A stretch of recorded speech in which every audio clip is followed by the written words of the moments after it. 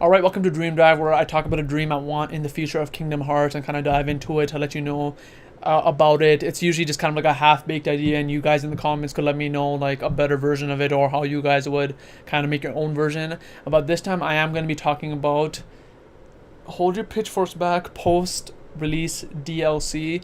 Now, I have a specific type of DLC I want, at least the name of it, and this is something which I would love, and is going to be called Kingdom Hearts 3 Final Mix. I feel like it kind of has to happen with how there's a final mix for Kingdom Hearts 1, a final mix for Kingdom Hearts 2.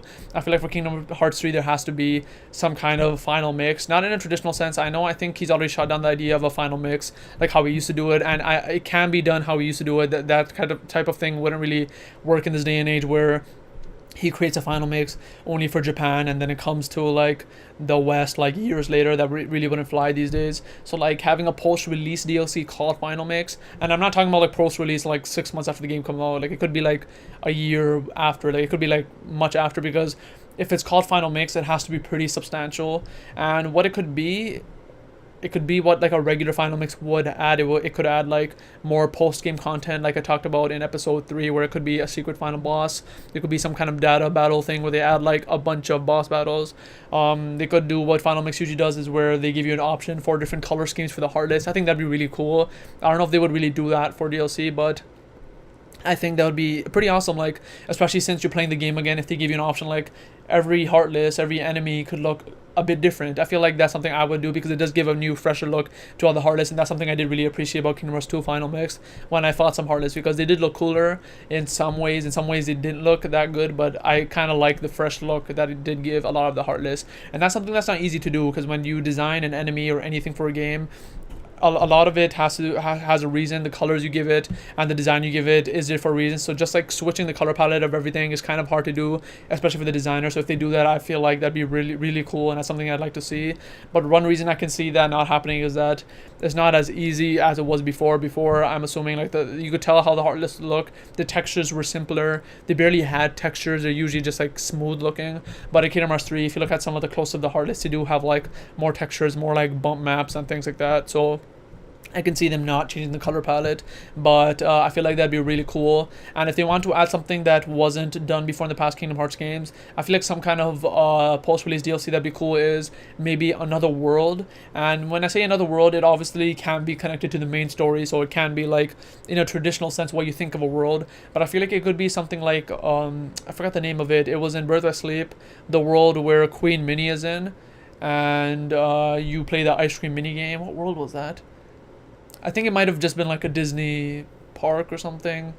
I can't remember the name, but like you know, like the world where like Queen Minnie is, and you play the ice cream mini game. And there's a lot of mini games. Like there's a racing one too, and I feel like they could add a world like that where it's kind of like disconnected from the main story, but it's a world where you just have fun. There's some enemies there, maybe there's like a lot of mini games there. Maybe they could have some online component in the future, since Nomura mentioned he didn't implement any online yet. So if they kind of make this world the hub for all things mini games, online and things like that, I feel like that could be something that could be awesome. And maybe if they do add the final of the secret bosses or data battles in this world too, that could be something that connects to the future of Kingdom Hearts, which I mentioned in Shotlocked episode 3.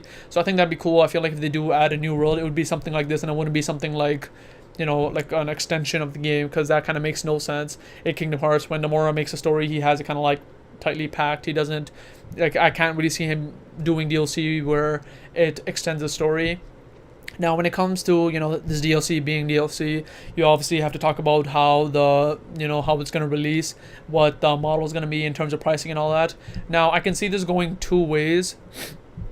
I can either see this being like an upgrade, for money, like say $20, or if not that, it's going to be free. Now, being free and being such a substantial update is really a hard thing to see. Now, the reason I can see it being free is because Nomura did mention in a recent interview that if he did do DLC, he wouldn't do it like the traditional model, because he's not a fan of it. Now, I don't think he mentioned what he meant by the traditional model, but I'm sure he means like like games being incomplete when they're coming out and giving tons of DLC for prices which are much higher than they should be. An example, at least for me, is a game that I like playing right now is called Dragon Ball FighterZ. It's a fighting game, and in like regular fighting games, game fashion, the DLC is way too overpriced. At least in Canada, for 8 new characters, you have to pay pretty much $50, and a regular price game is $80.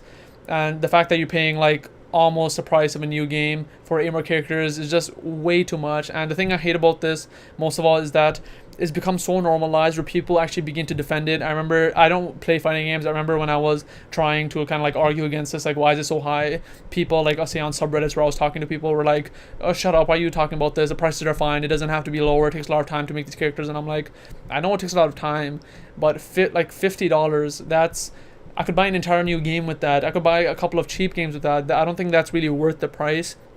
And I know it costs more to make it.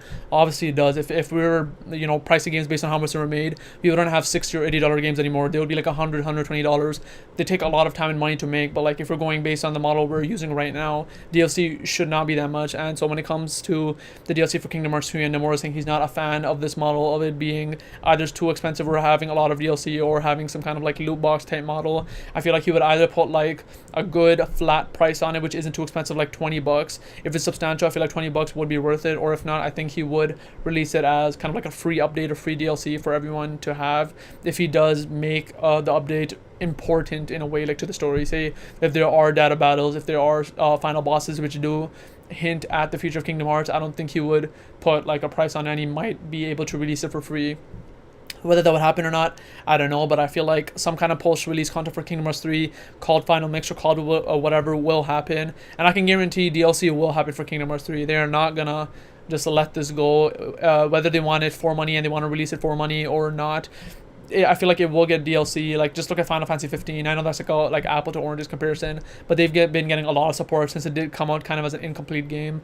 But I can see them kind of giving more robust DLC for Kingdom Hearts 3 and what it can be. I told you my ideas. If you guys have any specific ideas, let me know down in the comments below. But I feel like you guys more than me can have a lot of amazing ideas if you do like play a lot of games with a lot of DLC, and you do have any better ideas that can make more sense. Because like, my models may be unrealistic, but maybe you guys know certain models that would make sense for this type of game. So that's all I really want to talk about in terms of the DLC for Kingdom Hearts 3. But yeah, that has been episode 4 of Shotlocked to Kingdom Hearts. Hope you guys enjoyed this episode. Let me know down in the comments below if you have any answers to any of the questions I've asked, or if you have any suggestions for the show for the future.